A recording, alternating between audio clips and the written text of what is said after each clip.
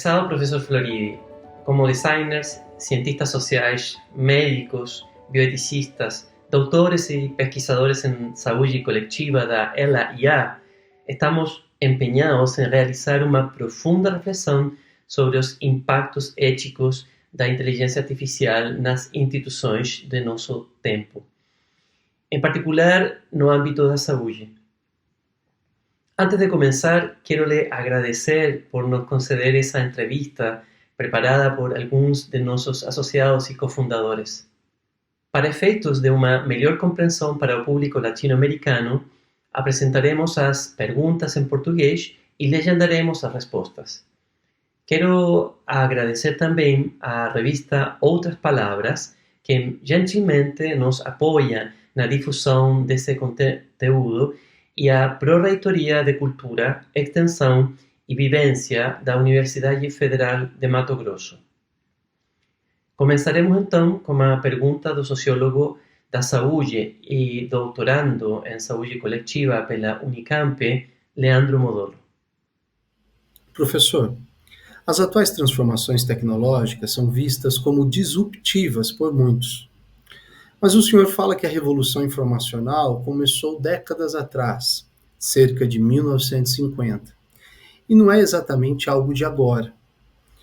O que há então de efetivamente novo nos atuais avanços tecnológicos que faz a quarta revolução industrial ganhar contornos reais?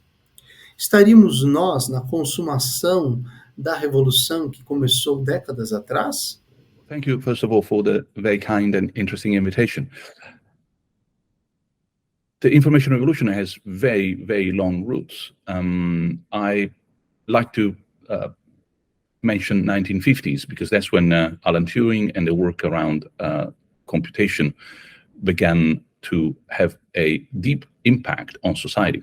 First through the war, then through the Cold War, and then later on through commercial applications.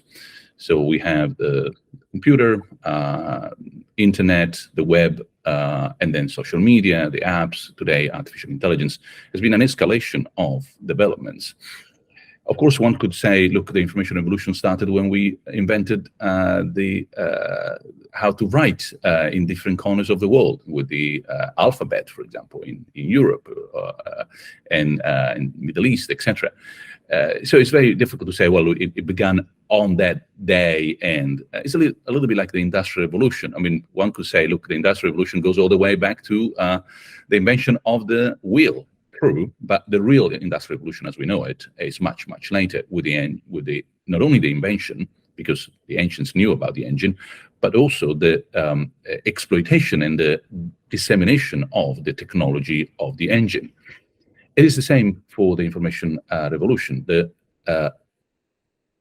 basics were known. Start thinking of even very old applications post-Renaissance, but the difference that he made dates to roughly 70 or 80 years ago. As I said, the real big difference is made by not so much the ideas, which might have been anticipated many, many times in human history, but the transformation of ideas into phenomena that make a difference in everyday life to billions, and I use the word carefully, billions of people, not even millions. At that point, you know that you are shifting paradigm. You're changing a page in history, and that page changed about half a century or a bit more ago. Are we at the end of this revolution, its culmination? Not at all. We're just at the beginning. That's what I try to also remind my students with some enthusiasm. The analogy here is, I hope it's not too simplistic, it's like landing on a new unknown planet. We just landed on this new digital society, digital revolution. There's so much that can be done, so much that can also and should be avoided. Opportunities, risks, problems to solve, and if I may just add one more note, rethinking deeply where we come from. Because one of the problems we have with this digital revolution is that at this stage we still believe, or some people seem to believe, that old solutions, because they work in the past, they can also work today. That is not true. It's as if someone were to tell you that because we live always in a pre-industrial society, now that we live in an industrial society, good old ways only need to be applied to the new ways. No, it is a transformation. What was okay in the past remains okay, but belongs to the past. It's a chapter we have written, might have been successful, but the new chapter needs to be probably updated profoundly. And that's why we're having this conversation. Olá, professor. Eu gostaria muito de lhe agradecer em nome da Estratégia Latino-Americana de Inteligência Artificial por essa entrevista e pessoalmente por essa oportunidade. Eu sou médico, bioeticista, um dos fundadores da ELA-IA, e a minha pergunta vem de uma preocupação dos nossos projetos, dos nossos anseios aqui do grupo, a respeito de algumas publicações suas que vão ao encontro do que nós pensamos para a nossa reforma sanitária. É um projeto para o país que já se estende aí por quase 4 décadas, e o que se pretendia era alcançar uma grande reforma social, né? No entanto, nós ainda mantemos praticamente as mesmas iniquidades e necessidades que podem ser elencadas agora na lista da Agenda 2030. Né? A partir das ideias de seu livro recente, né, que fala da ética e inteligência artificial para essas metas da Agenda 2030, eu pergunto se nós poderíamos esperar êxito de uma nova reforma sanitária, uma reforma sanitária baseada, vamos dizer assim, na revolução da era digital, mas se o Brasil necessitaria antes se tornar o que o senhor classifica como uma sociedade madura digital. Isso não seria uma etapa anterior e necessária? Essa é a minha pergunta. Muito obrigado. That's a very important point. And for anyone listening, what do I know about Brazil? Not much, but quite a bit, because half of my family is Brazilian. My wife is Brazilian, and my in-law and that side of the family is Brazilian. So I know how successful, but also problematic the reform has been for many people. And Brazil is a big country, people forget, and it has a variety inside the country that is staggering, from the north to the south, from different cultures. I'm also speaking as an Italian, just thinking about the Italian community in Rio de Janeiro, São Paulo, just give an example. So complexity is a normal feature of Brazilian culture and therefore health system. Now, how can the sort of digital revolution and artificial intelligence help here? I think we need to understand that there's some obvious solutions, some obvious impact, and normally that is seen in terms of efficiency. You can do so much more with so much less. So imagine having access to remotely to good healthcare.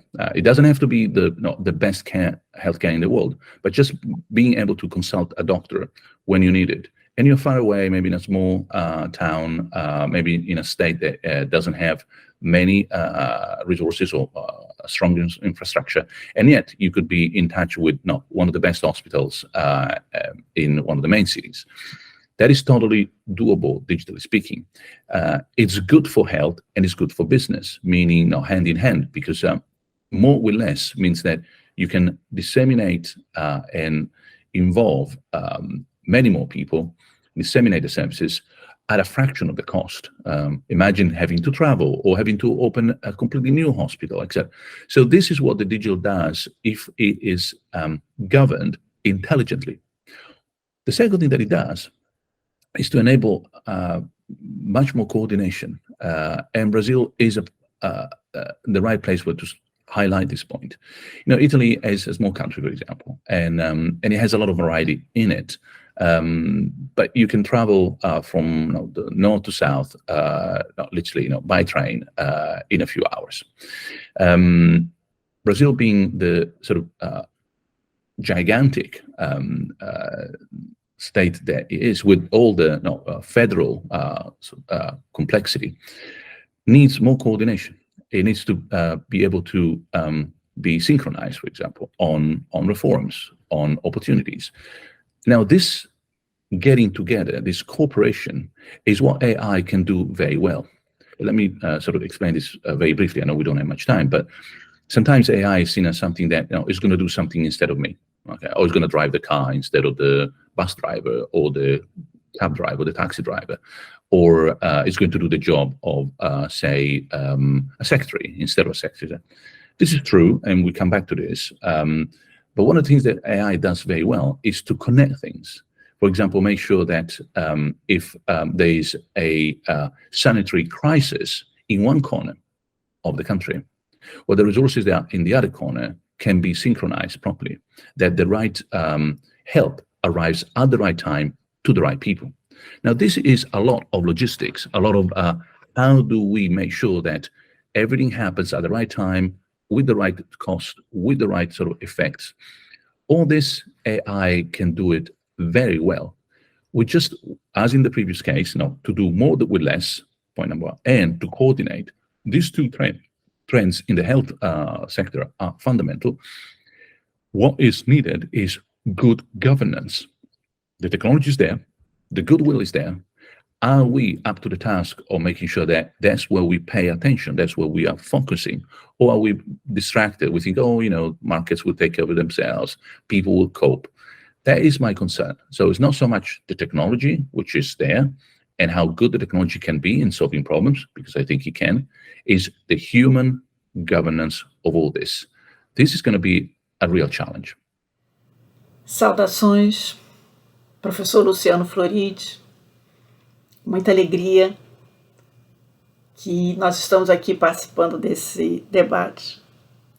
Bom, antes de mais nada, meu nome é Ilara Amerli, eu sou pesquisadora titular da Fundação Oswaldo Cruz. No momento, eu estou assessora especial da Vice-Presidência de Ambiente, Atenção e Promoção à Saúde da Fiocruz.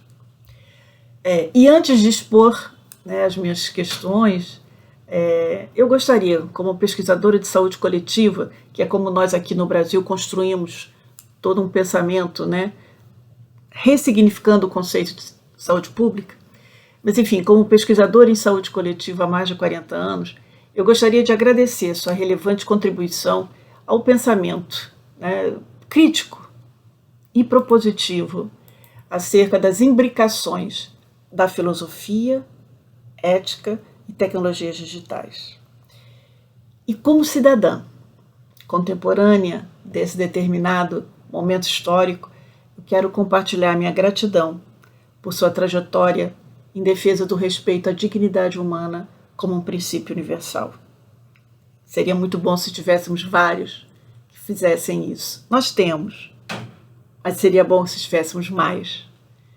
Enfim, dito isso, eu gostaria de ouvi-lo sobre algumas questões suscitadas por pesquisas que eu desenvolvi mais recentemente acerca do respeito à ética em aplicações de inteligência artificial na saúde, cujos resultados fundamentam algumas evidências, algumas constatações. A primeira, que eu gostaria de ouvi-lo, até porque nos estudos que fiz da sua obra mais recente, dos artigos que o senhor tem publicado, o senhor enfatiza muito a questão da regulação da inteligência artificial. Mas nesses estudos, eu observei que mecanismos de regulação, normas, códigos de deontologia profissional, dispositivos de auditoria de aplicativos de inteligência artificial, e etc., dentre outros, lógico, são mecanismos e dispositivos fundamentais e necessários, mas por si só têm se mostrado insuficientes para a superação de riscos e ameaças ao indivíduo, ao bem comum e à soberania dos países. No atual contexto neoliberal, predomínio hegemônico do neoliberalismo, as Big Techs capturaram a inteligência artificial, facilitando que a definição dos algoritmos ocorra de forma opaca, com o consequente esvaziamento da potência do gestor público e da sociedade, relacionada à saúde dos indivíduos e populações em relação à soberania e à própria democracia. As violações éticas ocorrem, tanto nos espaços de micropoderes presentes na relação cotidiana do profissional de saúde, do paciente, no interior do estabelecimento de saúde, quanto na macrogestão do data lake como fonte de Big Data de um país com 203 milhões de habitantes e um sistema universal de saúde, o nosso SUS, patrimônio nacional que o Brasil possui, e vem construindo isso. Essa realidade específica brasileira, inclusive, ela faz emergir inúmeros desafios e ameaças, até pela própria armazenamento amplo de uma gama incrível de informações em saúde de quase toda a população brasileira, ou de pelo menos uns 80% da população brasileira. Assim, gostaria de saber, primeiro, se o senhor concorda com essa análise panorâmica que eu apresentei, e se houver concordância, eu aí faço mais especificamente a pergunta que, nesse momento, é a pergunta que me angustia, e que, ao mesmo tempo, move as minhas investigações e as minhas indagações. Pergunta-se o senhor considera uma utopia ainda muito distante a incorporação na praxis da inteligência artificial em saúde de uma ética que seja a expressão de um ato da vontade dos sujeitos históricos na saúde e não uma atitude calcada pelo medo das penalidades? Por que ainda se coloca como a melhor estratégia para uma praxis ética em inteligência artificial em saúde ações hegemonicamente fundamentadas na racionalidade do dever decorrente do medo das consequências, do medo das penalidades? Ou seja, eu sou ético na medida em que eu tenho uma compulsão externa que está me vigiando e que, se eu não cumprir, eu serei punido. Então, o que a gente, essa expressão, como é que nós podemos fazer essa transição dessa compulsão externa para uma lógica, de que, na realidade, eu trabalho com a ética e uso inteligência artificial de forma ética, não por compulsão externa, mas sim por uma lógica do querer, como expressão de uma compreensão interna, ou como, enfim, isso aí eu estou usando um termo do Spinoza, na ética, acerca da importância em um projeto civilizatório para todos, de um respeito a princípios éticos no uso da inteligência artificial em saúde.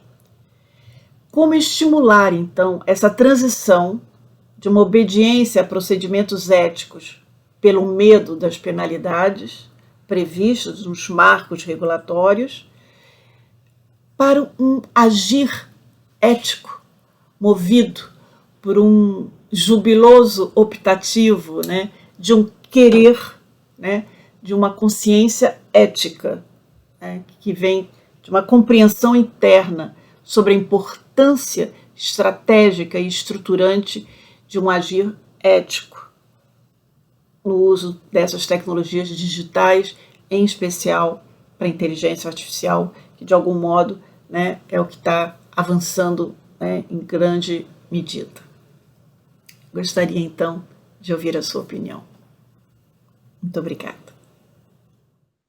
These are very important questions again. I think at the moment the strategy that we have is based on fear, competition, the stick rather than the carrot, because we have been working on the minimal requirement, the least that it takes for something to happen. Let me give you an analogy. Essentially, we're doing what we're doing in the same way as we deal with our health. Instead of going to the dentist before, preventively, we wait until the last moment when we are worried about the real extra pain. We delay as a society, not just as individuals, and then we take action. See what happens not only in the health sector, but imagine what happens in the sort of environmental problems. How long have we been waiting for until finally we say, you know what, this is painful. This is going to hurt. We need to do something about it. So it is quite normal, is human history, is human psychology, to delay something that needs to be done until the last moment when you have so much pressure, so much pain, so much fear that finally you act. It's not very intelligent, as we all know, and we're all guilty, myself included. How many times have I postponed the visit to the dentist? But then you know that it's going to be more expensive, more costly in terms of resources, more painful, less effective. That some problems will be irrecoverable. That some things went wrong, like human suffering, human lives in the health sector or in the environmental area. So sometimes if you delay too long, you will never regain what you lost. I mean, that tooth, you lost it, and you could have saved it if you had gone to the dentist, etc. So how do we shift from that attitude, which is the default position of individuals and society, to a culture of prevention, of foresight, of not competition, but collaboration? I think that is a mix of bit of education, as always. We need to understand and learn more. If you explain to everybody, look, now, this is going to be the price for the dentist today, and multiply by 10 in 6 months. When do you want to go to the dentist? Okay, I'll go now. So I didn't know. Oh, I didn't think about, you're right. And so understanding, education. So we can call that with a Greek word, paideia. The other thing is laws, regulations. For example, you might say like, no, this is an insurance. An insurance on your house means that you will be visited by the company every year. That's a regulation. Oh, I don't want to do that. No, but it's safety. And the house will not be affected, and it will be good for you. So regulations, we get them all over the place, on the road, in hospitals, for the environment. And so we can call that with a Greek word, nomos, not rule. So a bit of paideia, a bit of nomos, but also I think that what is important is to change, and this is a bit of a philosopher speaking, so forgive me, but we should really study a 21st century way of transforming capitalism from a competitive engine to a cooperative, collaborative engine.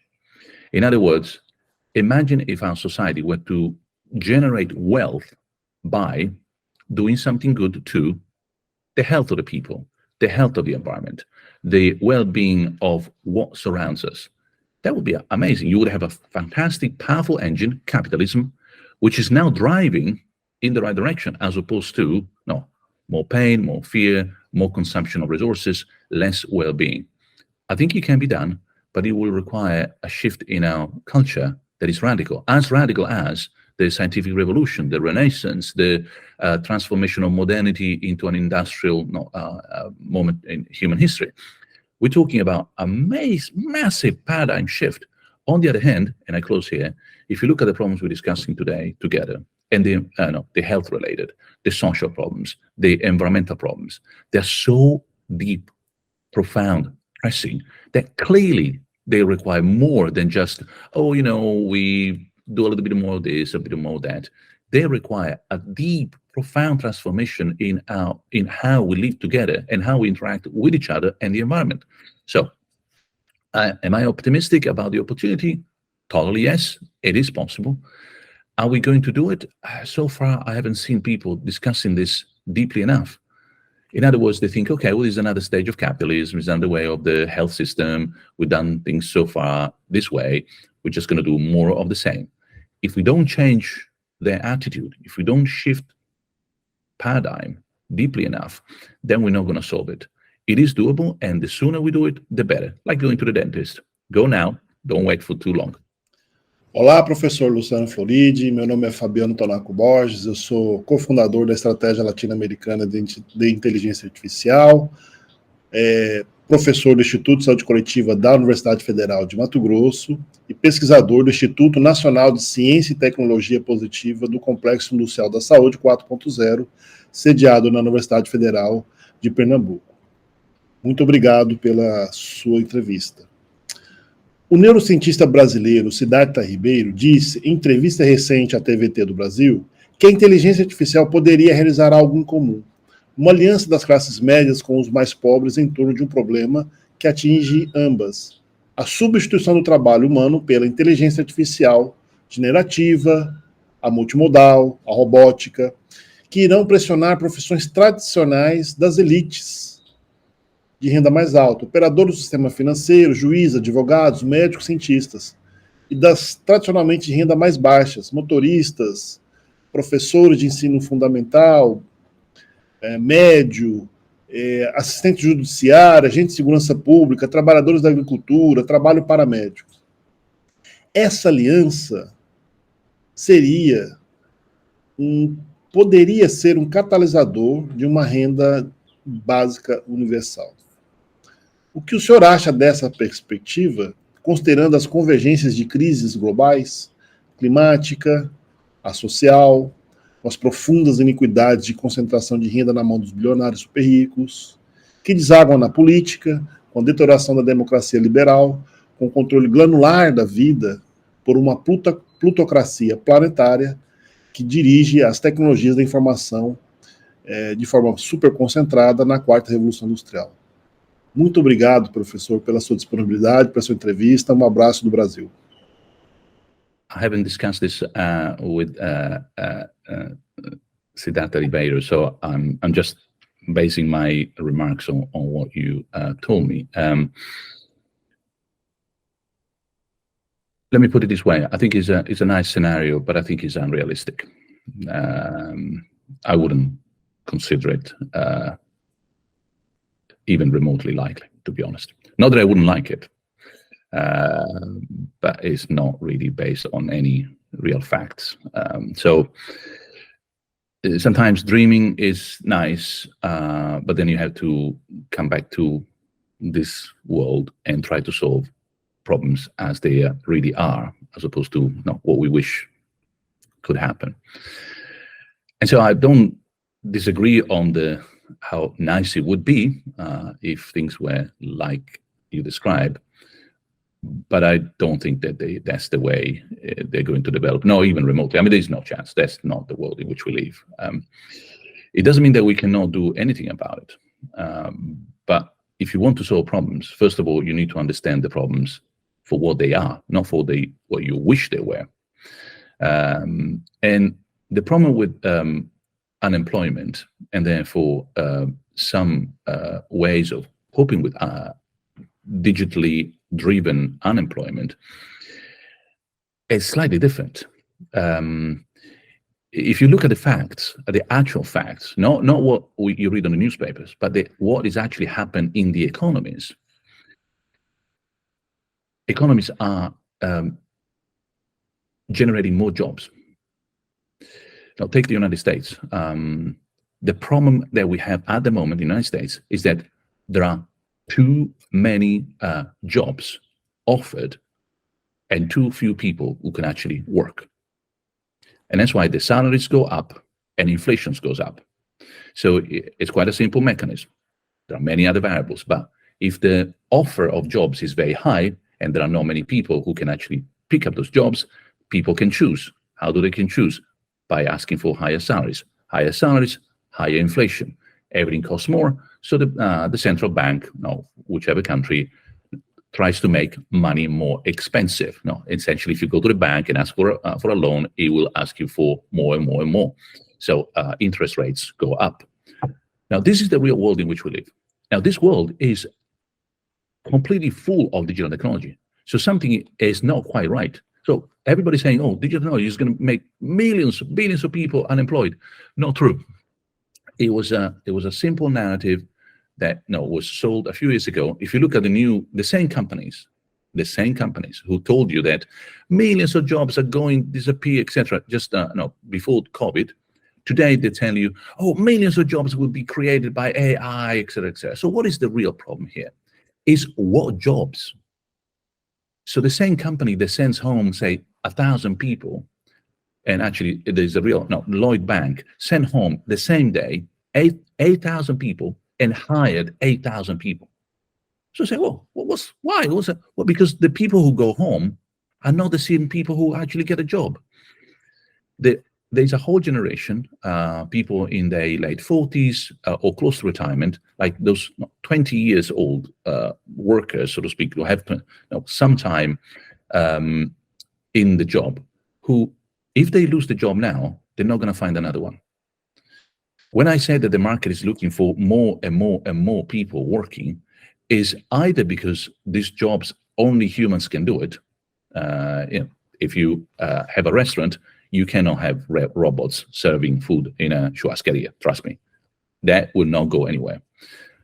Or people with other skills, like the data scientist, for example, we don't have enough people, and we don't know where to find them. I mean, internationally, it's not just Brazil or Italy or Europe or the US, everywhere. So when things change so deeply and dramatically so quickly, the economy is off balance. It means that there are a lot of jobs and no one who actually can do those jobs.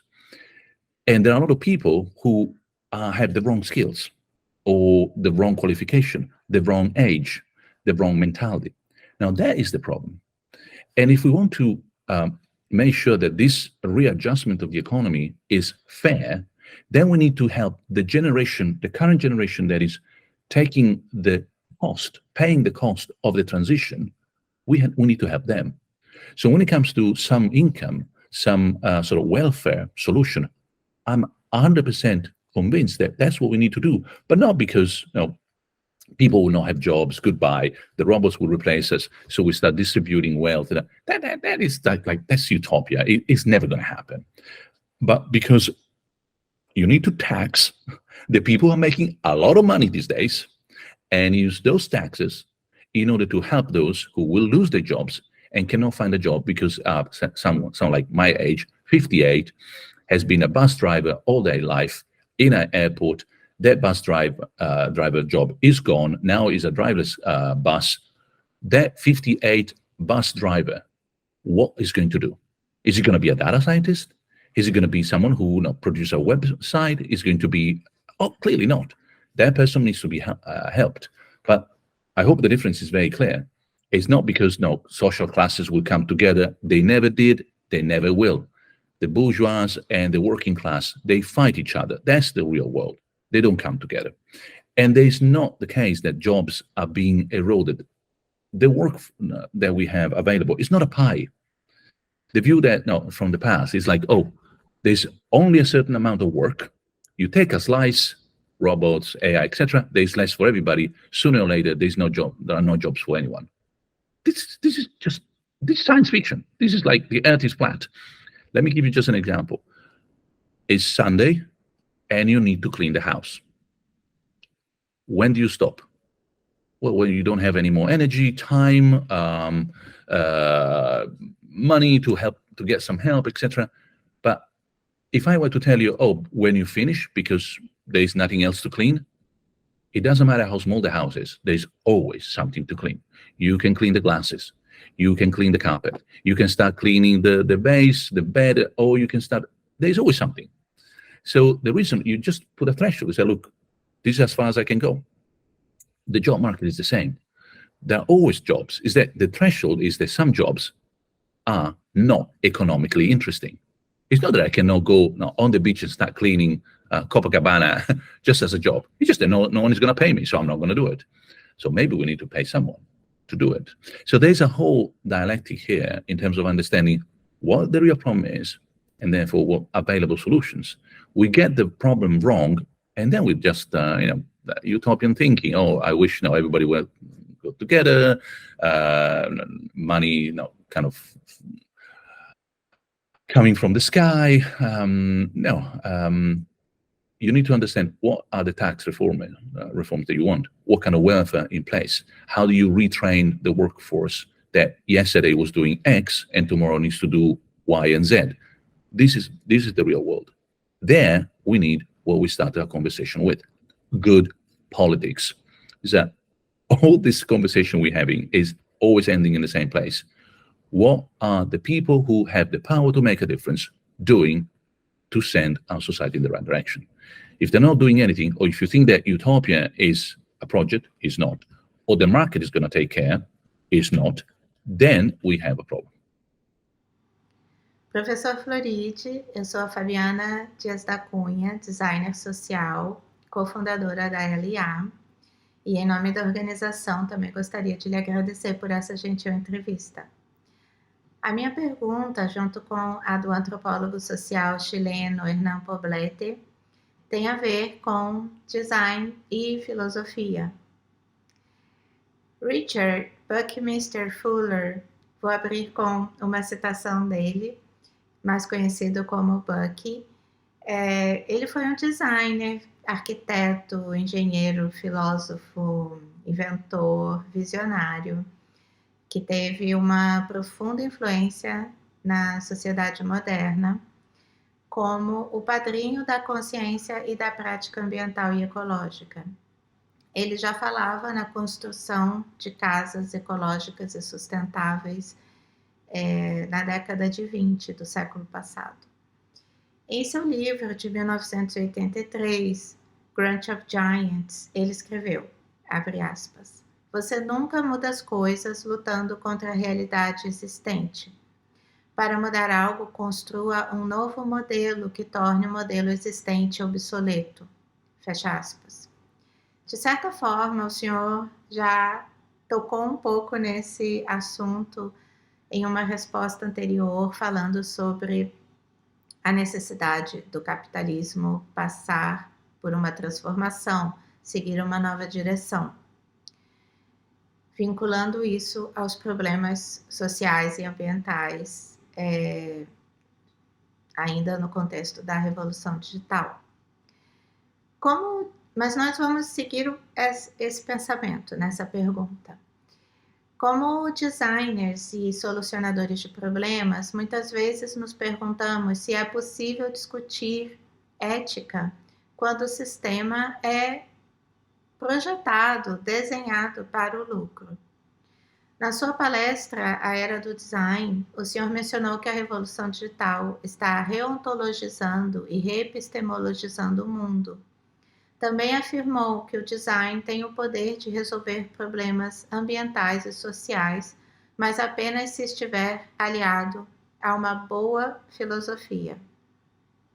Então, nossa pergunta é: como podem os designers e filósofos trabalharem em conjunto para superar as barreiras impostas por um sistema econômico que dá prioridade ao lucro sobre os valores humanos e o meio ambiente, ou seja, um sistema econômico que está cheio de benefícios perversos, como os economistas dizem. E como podemos realmente construir um novo modelo? E temos ainda tempo para isso? Muito obrigada. I'd like to start from the last question. We can, and we don't have much time. Let me just comment on this and then the broader question. And by the way, I love that quote. That quote really synthesizes exactly what we should be doing. Build a new model that makes the old model, which worked in the past, obsolete. And the new model is a new model of capitalism.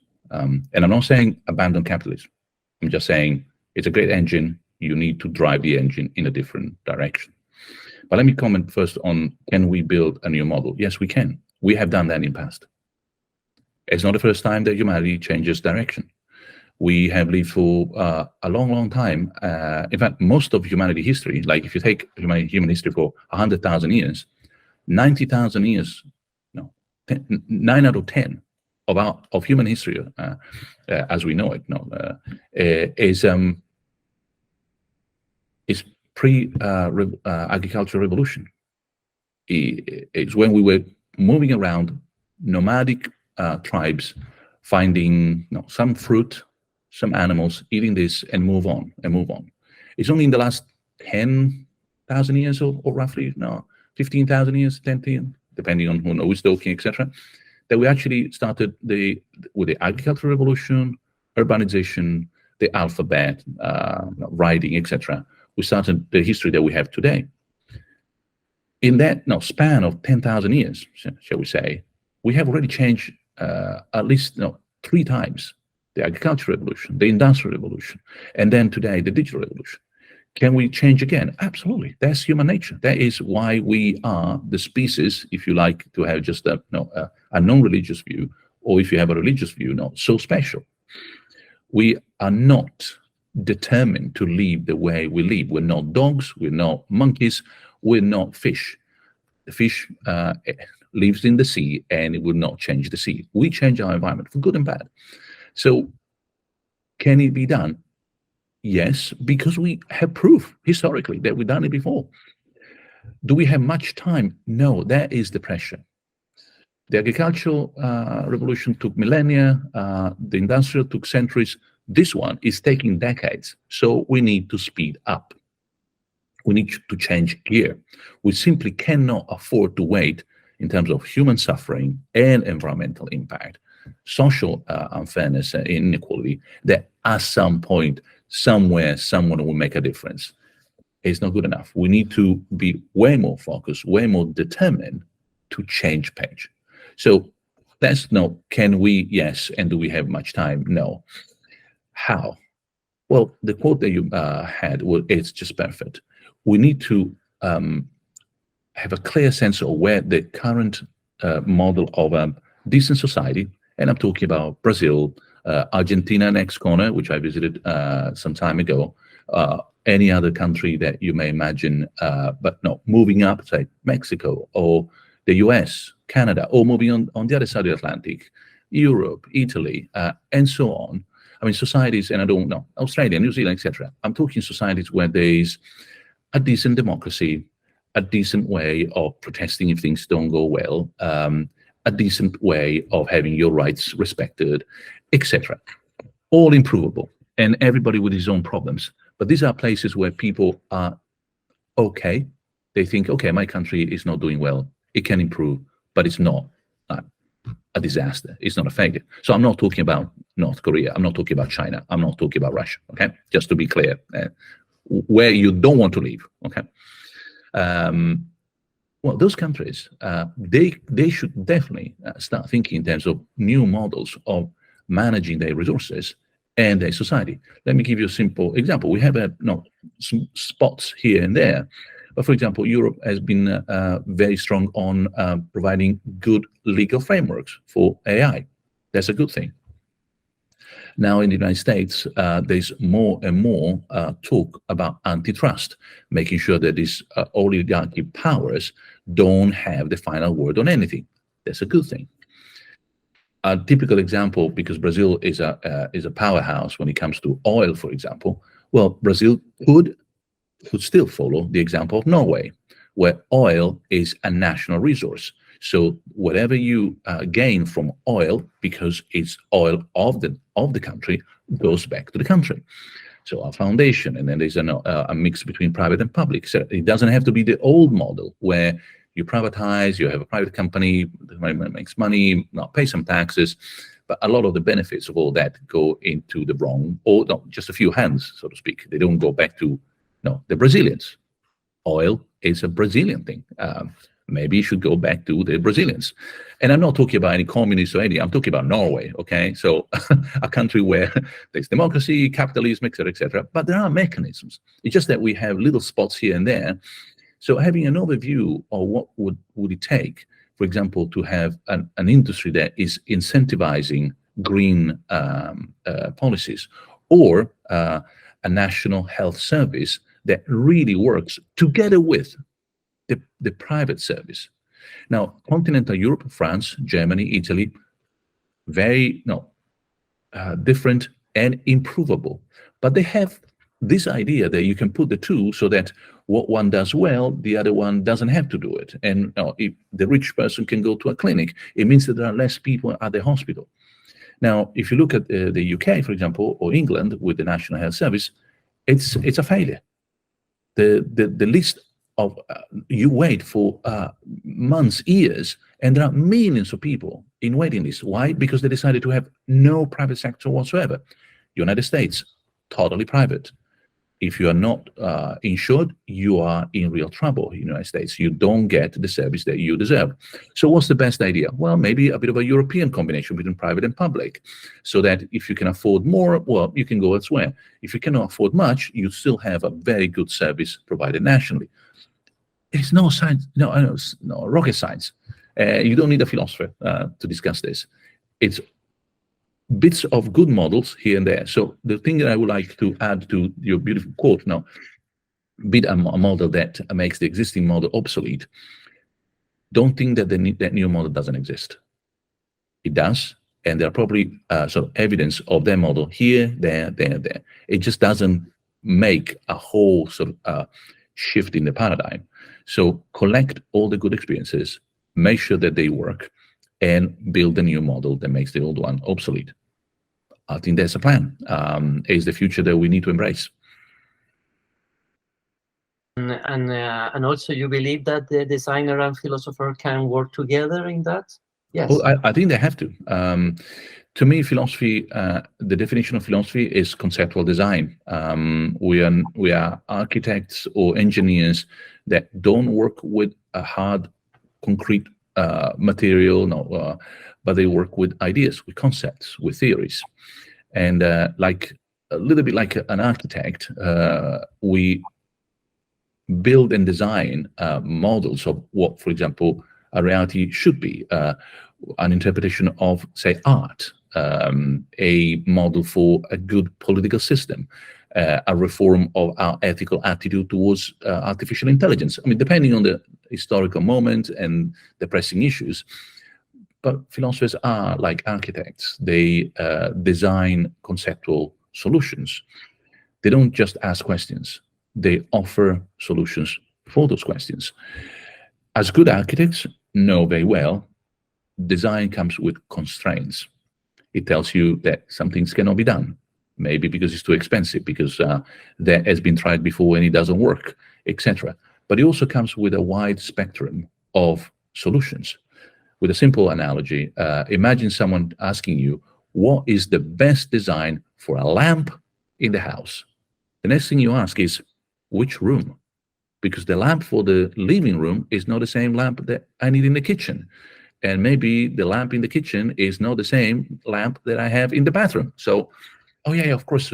Oh, then any lamp, no, it's relativist. No, it's context. The context helps to design the right solution for the right problem. But it's not true that any lamp will do. So there's an intelligent middle ground between thinking that philosophy can do anything and the opposite of anything as conceptual design. Bad idea. That's the opaque, confused way of doing philosophy, which I don't really like. But also the philosophy that pretends to be like a science, like it's not an architect, it's an engineer, that he calculates, that he says, oh, this problem needs to be solved only in one way, and that's the solution. That's not true either. There is a space. The problem has a certain space of solutions. You need to find the right solution for the right context. That is what the best philosophy, at least in Western tradition, has always done, from Socrates onwards. Find the right kind of conceptual design for your time so that you have a philosophy of your time for your time. That is the way forward. And it can be done. Designers and philosophers should definitely sit at the same table.